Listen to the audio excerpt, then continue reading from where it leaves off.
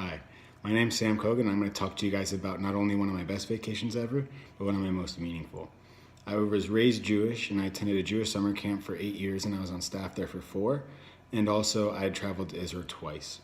One of those trips was one of my most meaningful trips ever and also one of my best vacations ever.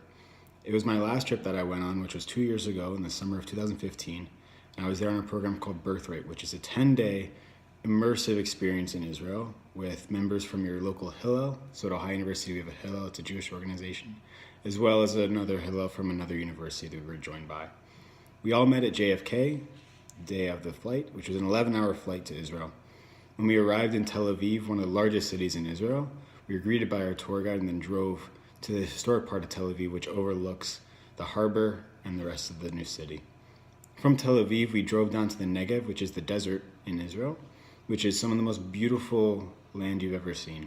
It doesn't look pretty like you would see down in Florida with all the palm trees, and you don't see big pools of fresh water, but what you do see is you see land that's not touched by humans, and land that's pristine and very raw in of itself. And so when we were down there, when we would set up camp for the night, you could turn off all the lights, put out the fires, and you'd look up into the sky and you'd see every star imaginable. You could see a multitude of shooting stars simply because in a big city you can't see those because of the light pollution and natural emissions that are given off by humans. And so the next couple of days we drove up to the Dead Sea, which is very, very fun. You can float in it on your back. Just don't put your face in it because it can burn your eyes. And when we were at the Dead Sea, we met our Israelis that would be with us for the next few days, who are in the army currently, and so they were from the ages of 19 all the way up to 22. And from the Dead Sea, we drove up to the Sea of Galilee, which is the northern part of Israel. Then we drove back down to Jerusalem and explored the various markets, which are called shuks there.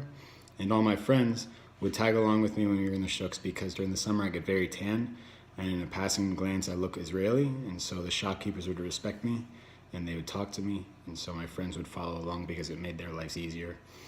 And then probably the most meaningful part was when we were at the Western Wall, which is a very meaningful part of land in the Jewish culture, and it's a very historical place and meaningful place for Jews. And so when we were there, no one will disturb you. People will give you ample time to do with what you wish, and it's a good time to be with yourself and think about things and sort of have your own time in your own space.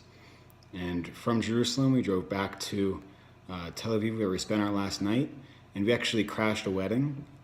We showed up, we didn't know what was going on really, but they were very hospitable and they welcomed in about 10 of us into their wedding, and they shared their wedding evening with us, and we had a great time with them. I don't even remember their names, but they were very hospitable, and they bid us on our way. And then we flew back to the United States, and it has stuck with me ever since. And I'm still friends to this day with the Israelis I met on that trip, and I still talk to them to this day. And one of them, her birthday was actually today, so I wished her happy birthday.